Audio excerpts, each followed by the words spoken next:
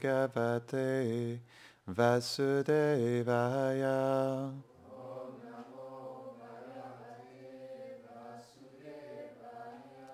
Om Namo Bhagavate Vasudevaya.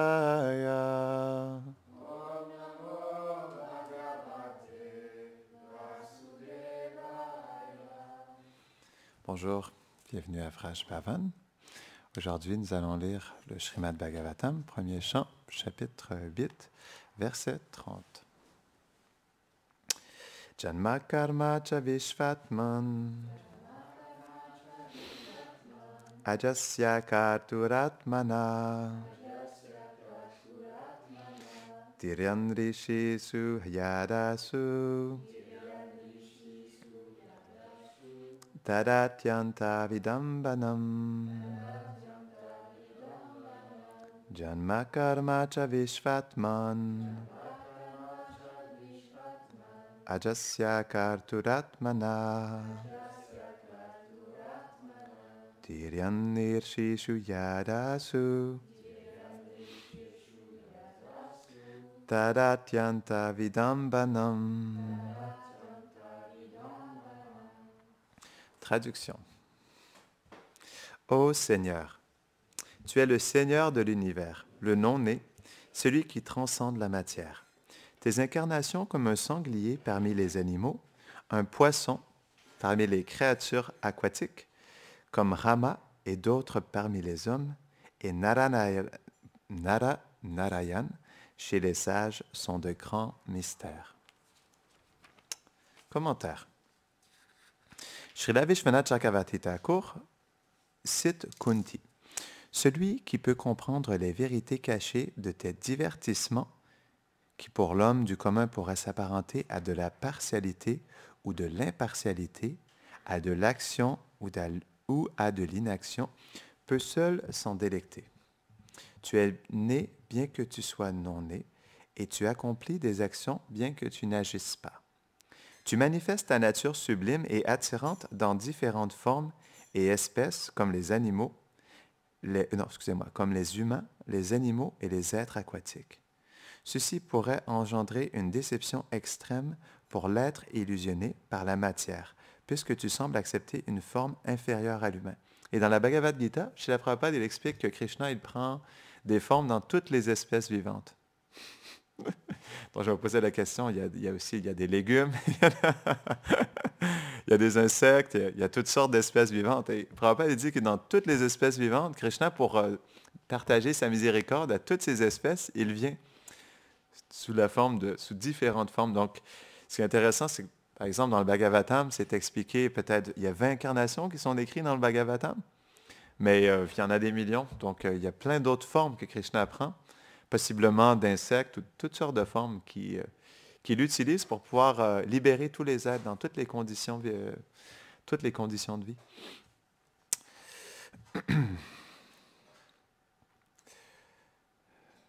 Ceci pourrait engendrer... Ok, ça on l'a lu. En effet, bien que tu sois omniscient et omnipotent, tu as pris la forme d'un sanglier et avec ton groin... Ah, ton groin. C'est le pif, c'est ça? Ah, d'accord. Ça se dit aussi en anglais, groin en anglais. Avec ton groin, tu as soulevé la terre lorsque celle-ci avait quitté son orbite et que tu l'as remise à sa place, à l'aide de ton groin divin. Mais en voyant cette forme, le sage, celui qui a connaissance des vérités te concernant, ne rit pas, ni ne dit que tu es un animal mortel, une simple âme conditionnée qui a dû accepter cette forme de sanglier en résultat d'activités passées. Dans le troisième chant du Bhagavatam, c'est expliqué que malgré le fait que Krishna soit dans une forme de sanglier, il était extrêmement beau et merveilleux, extrêmement attirant. Donc on s'imagine même aussi le bruit qu'il devait faire devait être attirant. Parce que tout ce que Krishna fait est transcendantal, même quand il prend la forme d'un sanglier. Donc c'est expliqué qu'il avait une forme vraiment attirante. On pourrait alors penser que puisque tu es non-né et que tu n'agis pas lorsque tu te divertis, ta naissance et tes actions ne sont pas réelles. Mais ceci ne peut être véritable, car les propos concernant ces divertissements ne pourraient attirer même des âmes libérées comme Sukadev. De plus, le Seigneur a dit dans la Bhagavad Gita 4.9, ça ressemble à ce verset-là justement, Janma karma chame devyam, evam yovet itat vataha, tyaktva deham puna janma, nati mam eti sorjuna. C'est intéressant parce que des fois, les associés du Seigneur, ils partagent des versets ou des prières qui ressemblent beaucoup à des versets de la Bhagavad Gita, comme par exemple dans la Uddhava Gita, qui est 22 chapitres, c'est dans le 11e chant du Bhagavatam. Arjuna, il récite beaucoup de versets qui ressemblent à ce que... Non, excusez-moi, Krishna, il récite beaucoup de versets à Uddhava qu'il a aussi dit dans la Bhagavad Gita.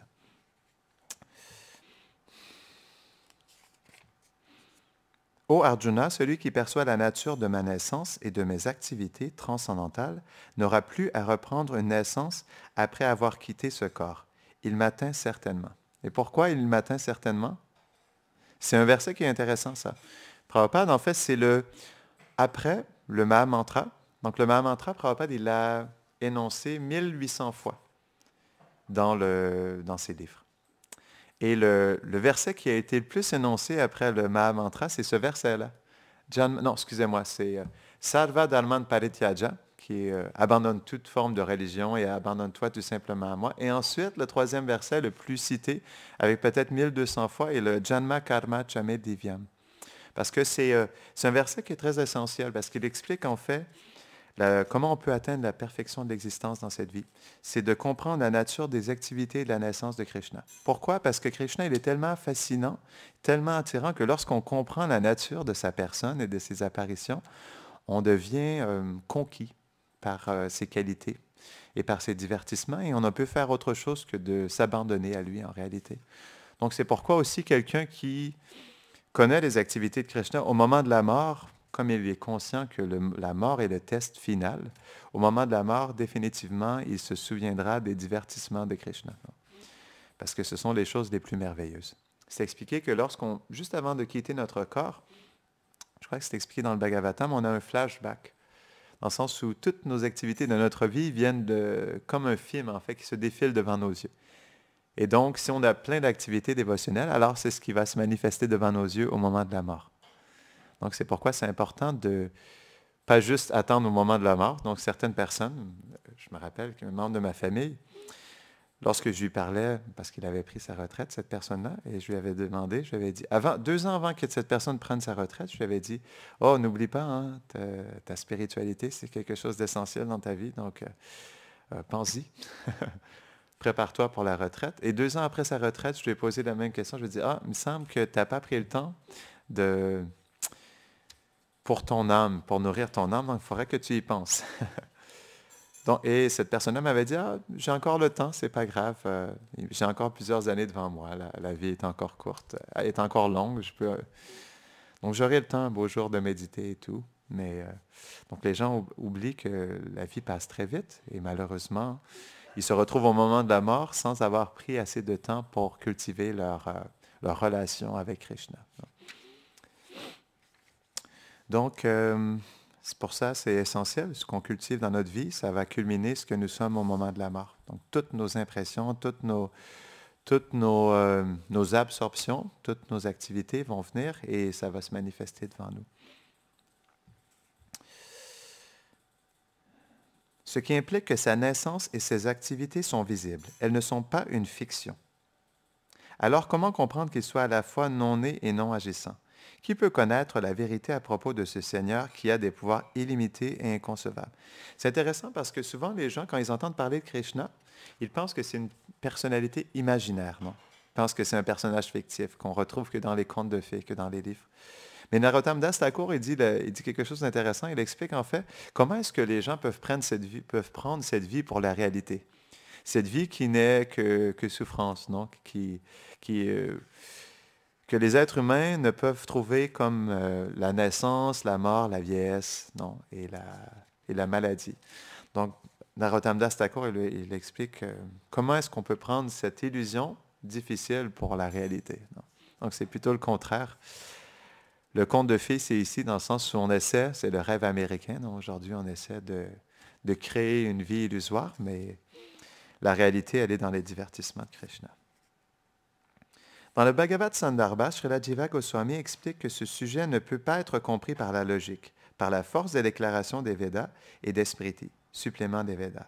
Il doit être accepté comme étant au-delà de la raison. Selon Srila Ramanujacharya et Srila Madhusudan Sarasvati, les activités et les apparitions du Seigneur ne sont pas un produit du monde matériel. Par conséquent, elles sont au-delà des influences de ce monde temporaire. Et je crois aussi, c'est dans les Sandarbhas, Jiva Goswami, il explique qu'on devrait arrêter de... Les gens devraient tout simplement... ils devraient accepter la défaite, dans le sens où personne ne pourra jamais comprendre toutes les gloires de Krishna. C'est impossible, parce que Krishna, il a des qualités illimitées. Et aussi, il a un potentiel qui s'appelle l'Achintya Shakti. C'est une énergie qui réconcilie les contradictions en Krishna et dans sa création. Donc, il y a plein de contradictions. Comme par exemple, dans la Shri Upanishad, c'est expliqué que Krishna, il est à la fois extrêmement loin et il est à la fois très proche aussi. Non? Il est à la fois partout en même temps, mais il est à la fois aussi localisé à un endroit. Donc, comment est-ce qu'on peut comprendre tout ça? Non? C'est par son potentiel d'Achintya Shakti. C'est que malgré ces contradictions, en fait, ces contradictions sont en harmonie parce que c'est tout simplement différentes qualités de Krishna qui se manifestent simultanément. Elles sont éternelles et transcendantales, libres de toutes les imperfections et les dualités de ce monde. En réalité, ces vérités ne peuvent être perçues que lorsque le Seigneur est satisfait du service que lui offre son dévot. Il lui donne alors une intelligence spéciale, par laquelle il peut comprendre la nature de sa naissance et de ses actes. Or, en énonçant ce verset de la Gita, le Seigneur confirme que celui qui comprend ces vérités devient parfait, parce que c'est une réalité qui est parfaite. Donc, le plus on vit dans cette vérité, le plus on la comprend, le plus on devient parfait. C'est pourquoi Srila Madhvacharya dit que ce verset prouve que la libération complète du monde matériel n'est possible qu'en acceptant ces pures vérités sur le Seigneur suprême, et non qu'elle peut être atteinte à travers une connaissance partielle ou impersonnelle sur Dieu. C'est intéressant parce que je réalisais ça justement ce matin. On voit certaines personnes, ils n'arrivent pas... Pourquoi certaines personnes ou plusieurs personnes n'arrivent pas à accepter Krishna, la personne suprême? Non. Qu'est-ce qui fait qu'ils n'arrivent pas à l'accepter? Pourquoi c'est tellement difficile pour eux d'accepter Krishna? Non. C'est parce que les gens, lorsqu'ils conçoivent Dieu, ils sont trop, en fait, empreints de cet aspect de révérence et d'immensité, non? Parce que lorsqu'on conçoit Dieu, on conçoit la création entière, non? Et à cause de ça, les gens sont complètement confus lorsqu'ils aperçoivent Krishna. C'est drôle parce que j'ai souvent fait visiter, par exemple, lorsque j'étais au Canada, je faisais souvent des visites, en fait, du temple. Et j'amenais les gens en face des déités. Et je me rappelle, j'avais toujours c'est toujours particulier d'amener les gens en face des déités parce que on leur présentait la personne suprême, Krishna, dans toute sa splendeur, non? Vêtu merveilleusement d'ornements, non? Et de joyaux. Et donc, lorsque les gens regardaient cette forme, ils étaient souvent confus parce que comment est-ce que Dieu peut être une personne? Et comment est-ce qu'il peut justement être devant nous? Donc, pour les gens, c'était difficile de concevoir ça. Et c'est normal parce que, en réalité, comme les gens, ils ne se connaissent même pas eux-mêmes, comment est-ce qu'ils peuvent connaître la personne suprême? Donc, comme les gens ne sont pas au niveau de l'âme, au niveau de leur réalité éternelle, c'est impossible aussi d'apprécier et d'accepter Krishna comme une personne aussi. Donc, c'est beaucoup difficile pour les gens parce que ils n'arrivent pas à concevoir que la perfection, non? Et toute, on pourrait dire, toute la création et toute la perfection est présente dans une personne, non? Comme en fait, notre expérience des formes dans ce monde, elle est tellement limitée. On voit des formes matérielles, non? Et on conçoit des choses tellement limitées, imparfaites. Et donc, à cause de ça, on ne peut pas concevoir que Dieu peut avoir une forme transcendantale, non? Et que toutes les qualités de Dieu sont présentes dans une personne. Comme par exemple, je me rappelle, je discutais avec une personne d'une autre foi. Et donc, cette personne était venue pour visiter le temple avec un groupe de personnes ici. Et je leur présentais les déités et je leur expliquais que dans leur foi, donc ils appréciaient les 99 qualités, en fait, de cette personne, de Dieu. Et donc, je leur expliquais comment est-ce qu'on peut apprécier réellement et pleinement ces qualités si on ne les voit pas dans une personne. Donc, si Dieu n'est pas manifesté personnellement, comment est-ce qu'on peut comprendre réellement Qu'est-ce que la compassion en Dieu? Non. Qu'est-ce que l'amour? Qu'est-ce que la générosité? On peut peut-être le comprendre, non? Dieu, il est magnanime, il est grand, mais c'est lorsqu'il est une personne qui peut pleinement manifester et personnifier ses qualités. Sans ça, c'est quelque chose de très abstrait, non? Dieu est compassion, Dieu est amour, mais comment ça se manifeste, l'amour et la compassion de Dieu? Non. Donc, on peut comprendre même dans ce monde ces qualités lorsqu'on regarde ce qui se passe dans ce monde. On peut comprendre l'amour, on peut comprendre la compassion lorsqu'on voit quelqu'un qui est généreux envers une autre personne. Non? Donc, juste à travers ça, on peut comprendre quelles sont ces qualités. Non? OK.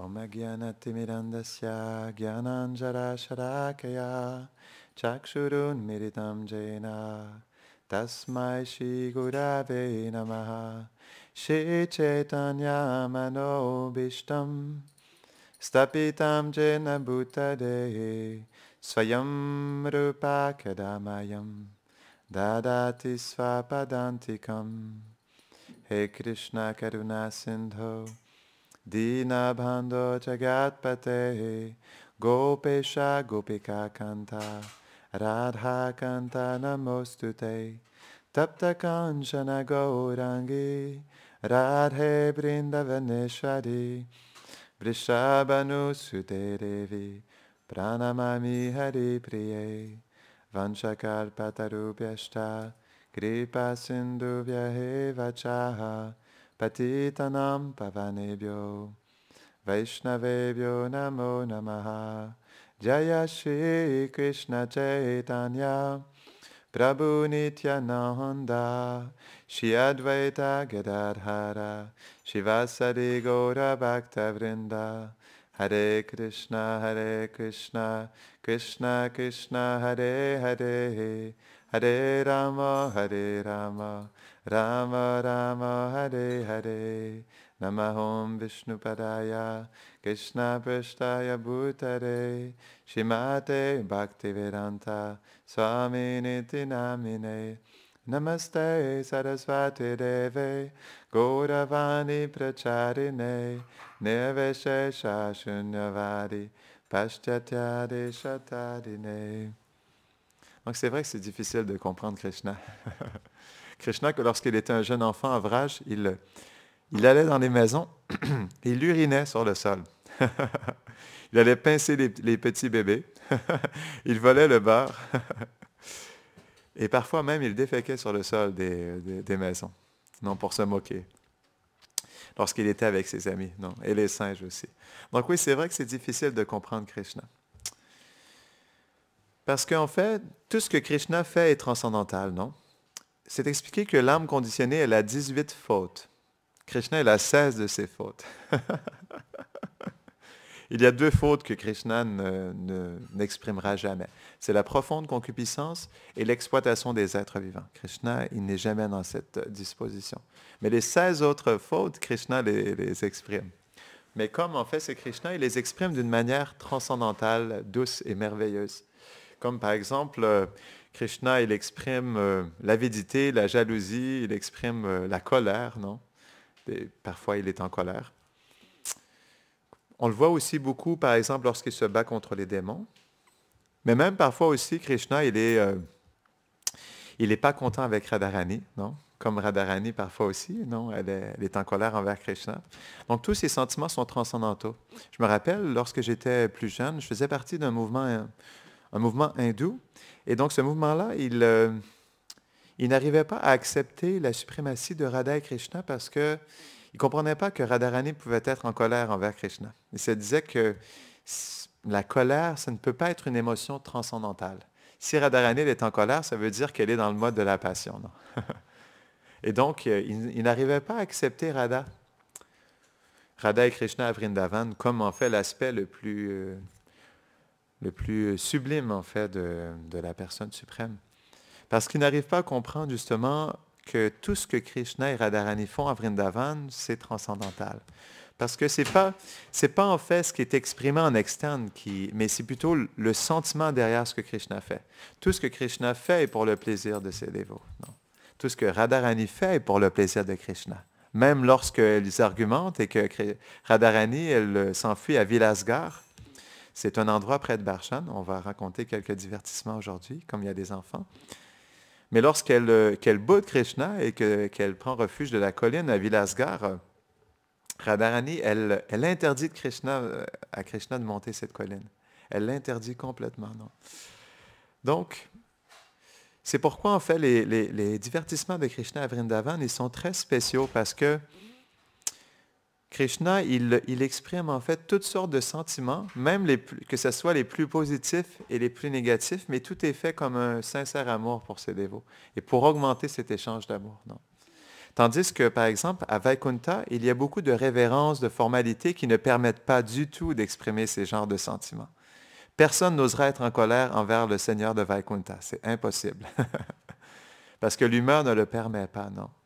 Et quand Gopakumar, il était à Vaikuntha, il a voulu... il s'est expliqué lorsqu'il a rencontré Narayan, il a vu Narayan comme son Seigneur adorable, Madan Gopal, il a commencé à courir, non, en direction de Narayan pour le prendre dans ses bras. Et Narayan, il a voulu réciproquer avec son dévot aussi. Donc, on peut voir dans cet endroit-là que Gopakumar, malgré le fait qu'il voulait justement rencontrer son Seigneur adorable dans cette intimité, Narayan, il l'a fait exclusivement pour montrer aussi les gloires de Vrindavan. C'est une raison aussi pour laquelle il a fait ça, non? Parce que dans cette discussion avec Gopakumar, il explique que Vrindavan est sa demeure la plus spéciale, non? Donc, en même temps, il glorifie Vrindavan, mais donc c'est pas qu'il faisait ça régulièrement avec Gopakumar. Ça a été une circonstance spéciale. Et après ça, constamment, les résidents de Vaikuntha, ils mettaient de la pression sur Gopakumar pour qu'il prenne une forme à 4 bras, non? Pour qu'il arrête de prendre cette forme de jeune pâtre, non? Parce que lorsqu'il était à Vaikuntha, il jouait de la flûte, il glorifiait les gloires de Madan Gopal. Et donc là, les résidents de Vaikuntha, ils étaient un peu perturbés par tout ça, non? C'est intéressant, hein? Donc, c'est expliqué qu'il y avait différentes appréciations, ou on pourrait dire confusion par rapport à tout ça. Donc, certains Vaikunthavasi, ils appréciaient que Gopakumar glorifie Madan Gopal comme ça, et ils réalisaient que Krishna, en fait, à Vrindavan, était la forme la plus sublime, donc, et ça leur donnait l'appréciation, mais certains n'arrivaient pas du tout, et même certains se bouchaient les oreilles lorsque Gopakumar, il parlait de la sorte de leur Seigneur adorable, d'une manière si intime, non? Donc, aujourd'hui, j'aimerais vous partager des divertissements de, comment ça, Gavaravan, non? C'est une forêt qui est à l'ouest de Barshan. C'est une forêt qui est très spéciale. Et, comment il s'appelle? Narayan Bhatta Goswami, il a écrit un livre qui s'appelle Braj Bhakti Vilas. Et dans ce livre-là, il fait des prières à toutes les différentes forêts de Vrindavan. Parce que c'est expliqué qu'il y a 12 forêts principales, mais ensuite 128 forêts secondaires, non? Et donc, pour chacune de ces forêts, Narayan Bhatta Goswami, il fait une prière spéciale.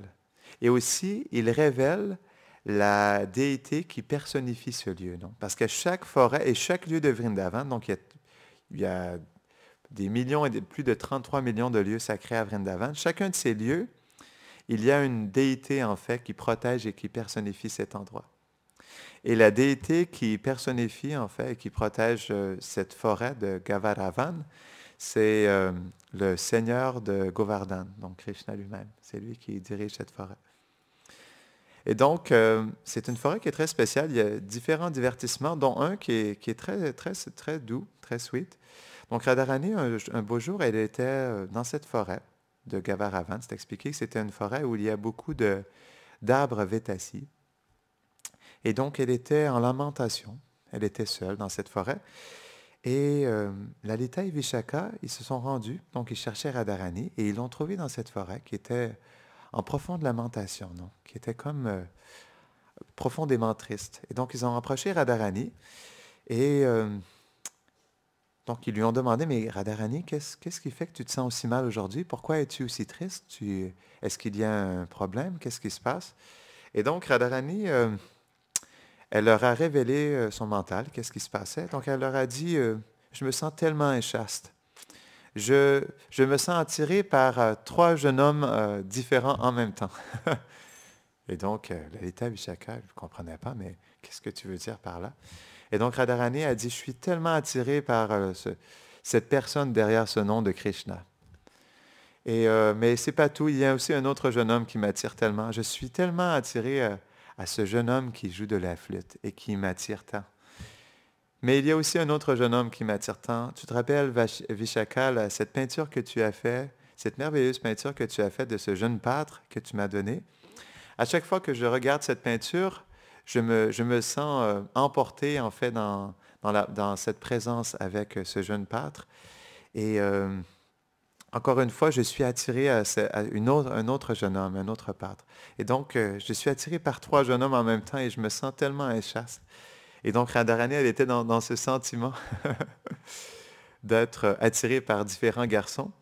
Et Lalita Vishaka, au début, par la Yoga Maya, elles n'arrivaient pas à comprendre. Et donc là, Lalita, elle a compris. Ah, mais écoute, Radharani, en fait, les trois jeunes hommes qui t'attirent sont sont la seule et même personne, en fait. C'est ce même Krishna. Donc, le nom, la personne derrière ce nom de Krishna, c'est ton bien-aimé, Gopal.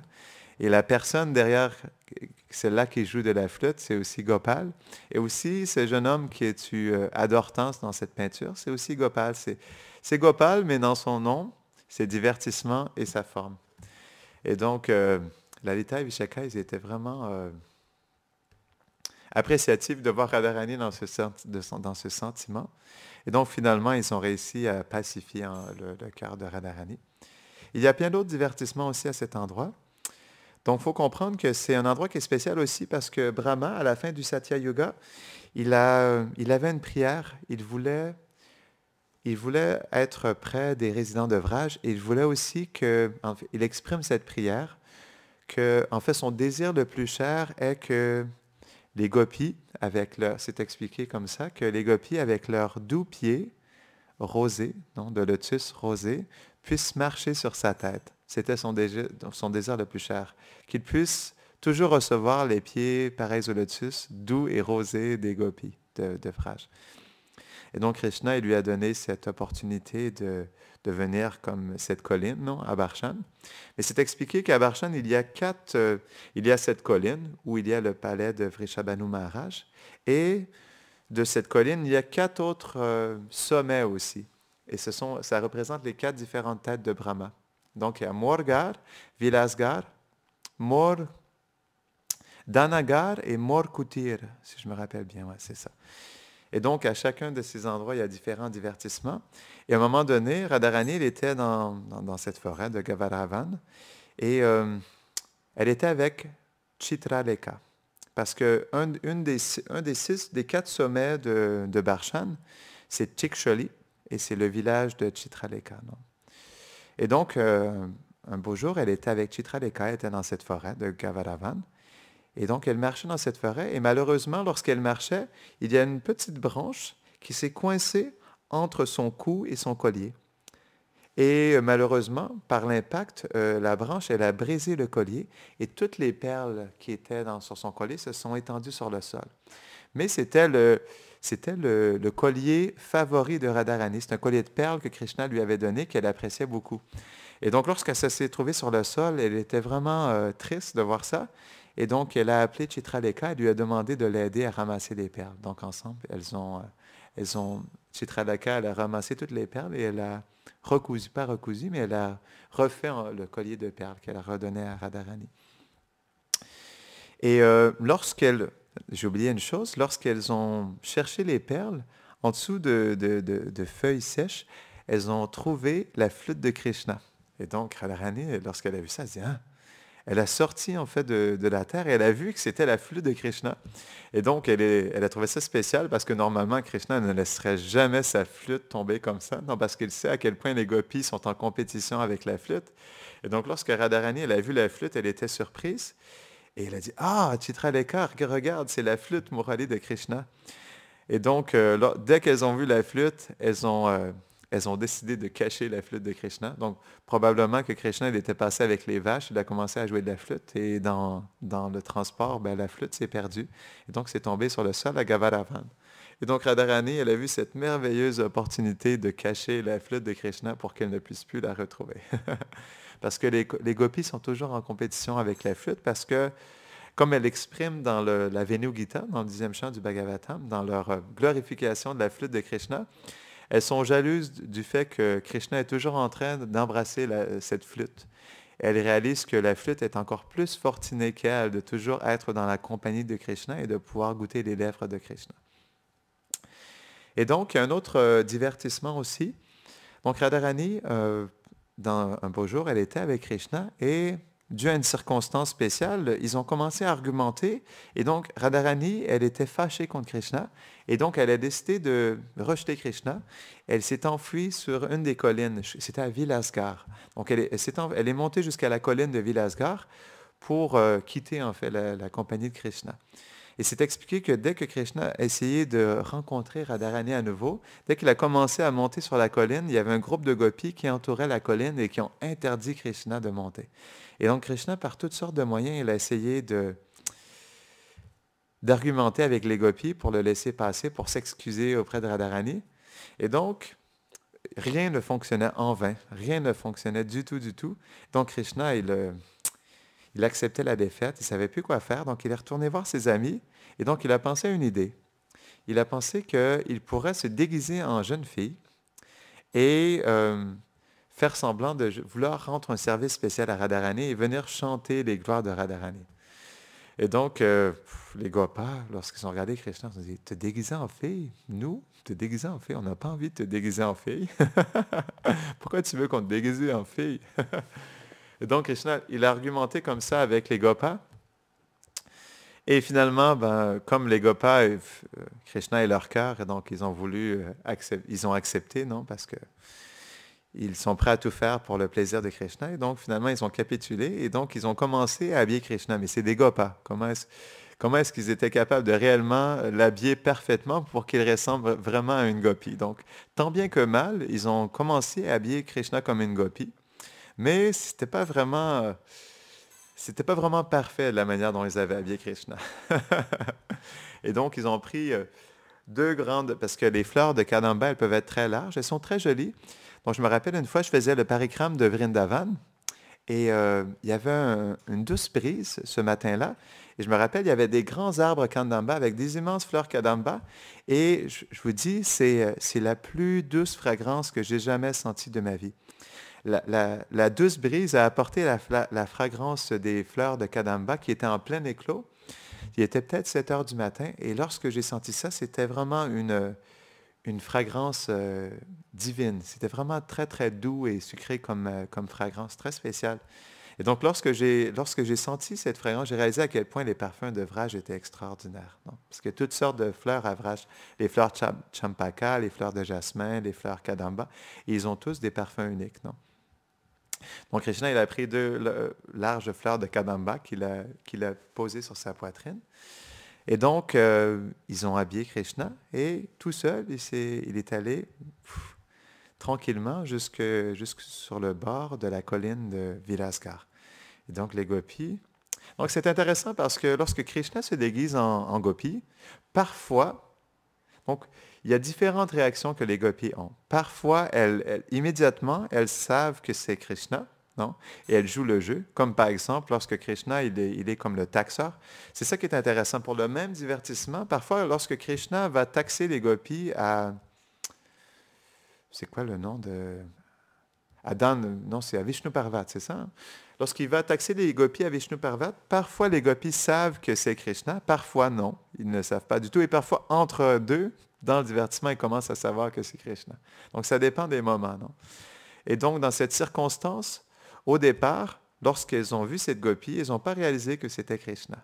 Et c'est intéressant parce que Krishna, malgré le fait qu'il soit Purush, non, il soit le mâle suprême, il a quand même une suprême délicatesse dans sa forme. C'est pourquoi lorsqu'il se déguise en gopi, sa délicatesse prédomine et ça cache en fait son aspect de Purush. C'est pourquoi il peut aussi se déguiser en gopi. Je me rappelle, je vais vous donner un exemple personnel. Lorsque j'étais jeune, j'étais peut-être 12-13 ans, ma sœur, avec ses amis, elles aimaient m'habiller en fille. Et donc, c'est intéressant parce que lorsque je méditais sur ce divertissement de Krishna, je réalisais à quel point on retrouve ça dans ce monde aussi. Les jeunes filles, elles aiment déguiser leurs frères en jeunes filles. Et je me rappelle, ce qui était intéressant, c'est que lorsqu'elles me déguisaient en fille, j'avais l'air d'une fille. Donc, imaginez-vous Krishna qui est la délicatesse suprême, à quel point aussi, lorsque Krishna se déguise en gopi aussi, il paraît comme une jeune fille. Et donc, les gopis, lorsqu'elles ont vu cette jeune fille apparaître, non? Au départ, elles étaient subjuguées par sa beauté, elles étaient attirées par la finesse et la délicatesse de cette jeune fille. Et donc, c'est expliqué qu'elles ont approché cette jeune fille, mais d'où viens-tu? De quel village es-tu? Et donc, cette jeune fille leur a répondu, bon, je suis d'un village tout près de Barshan et je suis une chanteuse. Et j'ai entendu parler des gloires de Radharani et j'aimerais chanter pour les gloires de Radharani. Donc, je suis réputée dans mon village pour avoir une voix d'or et j'aimerais utiliser cette voix d'or au service de votre reine, Radharani. Donc, les gopis, elles ont accepté. Donc, elles ont amené cette jeune gopi tout près de Radharani. Et donc, lorsque Radharani a rencontré cette jeune gopi, elle était attirée par sa beauté. Et donc, les gopis lui ont dit que c'est une jeune fille d'un village non loin de Barshan et elle souhaite chanter tes gloires. Radharani a dit, OK, d'accord. Donc, cette jeune gopi commence à chanter, et lorsqu'elle commence à chanter et à danser et à bouger, Lalita la regarde et elle commence à réaliser, parce que Lalita, elle est très futée, et elle commence à réaliser que, en fait, cette gopi a une démarche bizarre. Premièrement, elle est habillée, mais la manière dont elle est habillée, c'est pas vraiment parfait. Donc, la manière dont ses habits ont été posés, il semble que ce soit des garçons qui l'aient habillée, cette jeune fille. Et donc, elle regarde les mouvements aussi, elle trouve que ces mouvements sont un peu bizarres, un peu saccadés. Mais comment se fait-il qu'une fille danse de cette manière, qu'elle soit habillée de cette manière? Et donc, elle commence à se poser des questions, et là, elle réalise, non, c'est pas possible que ce soit une gopi. Et donc, là, elle réalise que ça doit être Krishna. Et elle chuchote à l'oreille de Radharani, elle lui dit, « Oh, Radha, j'aimerais qu'on fasse une rencontre avec les gopis, j'ai quelque chose d'important à te partager. » Et donc, Radharani, elle dit à la danseuse, merci, tu peux arrêter, donc j'aimerais discuter avec mes amis. Donc, elle se rencontre avec Lalita et les autres gopis, et donc, elle commence à parler entre elles, et Lalita exprime, lorsque j'ai vu cette gopi danser, premièrement, j'ai regardé ses habits, il me semble que la manière dont elle est habillée, une jeune gopi ne pourrait jamais s'habiller de cette manière, c'est pas possible. Et aussi, la manière dont elle dansait, il manquait de délicatesse dans sa danse, non? Comme si un garçon se serait habillé en fille et commence à danser. Elle dit, c'est pas possible, ça doit être Krishna qui s'est déguisé en fille.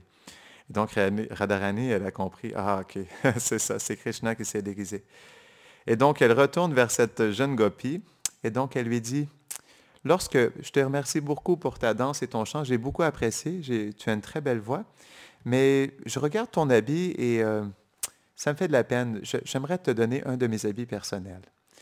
Donc, j'aimerais te vêtir de mon habit, te donner des belles parures et des beaux ornements. S'il te plaît, laisse-moi enlever tous ces vêtements et te parer en fait de mes propres vêtements. Pour te remercier, j'aimerais te faire cadeau en fait de mes vêtements.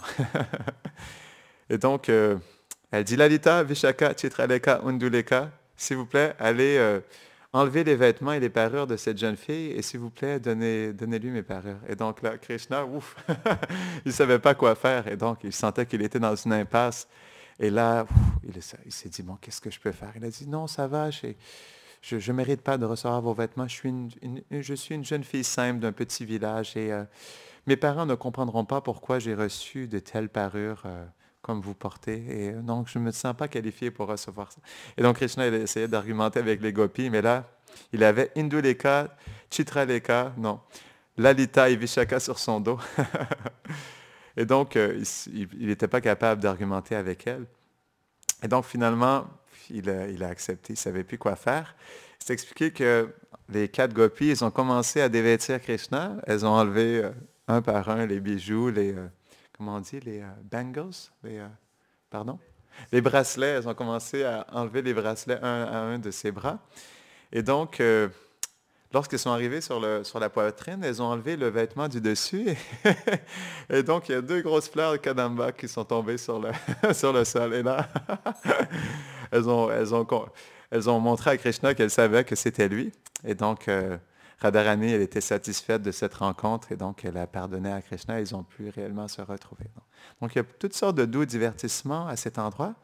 Et si on parle en fait de ces différents sommets, on peut pas, donc on avait parlé tout à l'heure de Chikhsholi, on doit parler de Chitraleka. Chikhsholi, c'est le village de Chitraleka. Et donc c'est une des 8 Astasaki. Et c'est une saki qui est très chère à Radharani.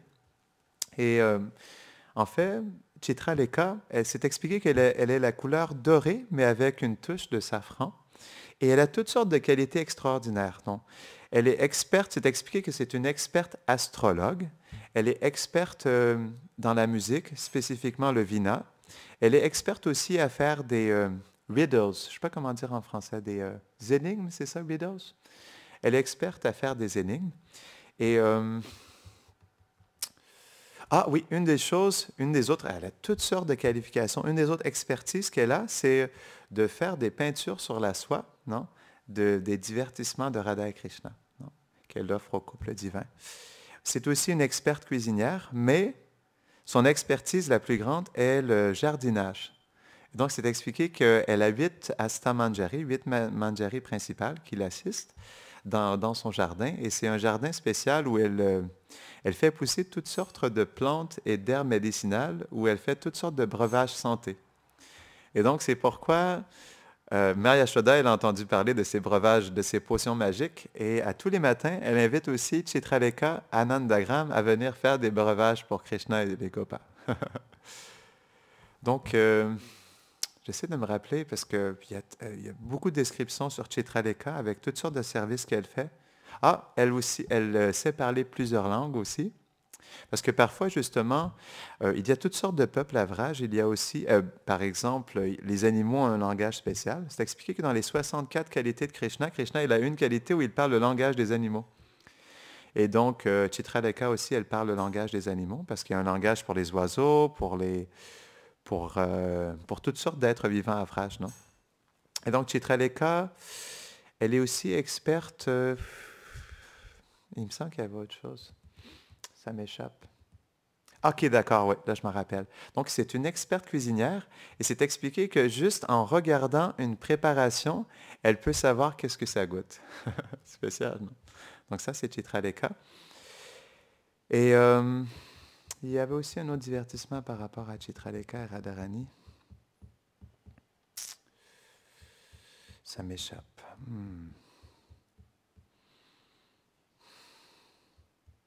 D'accord, ok, je me rappelle.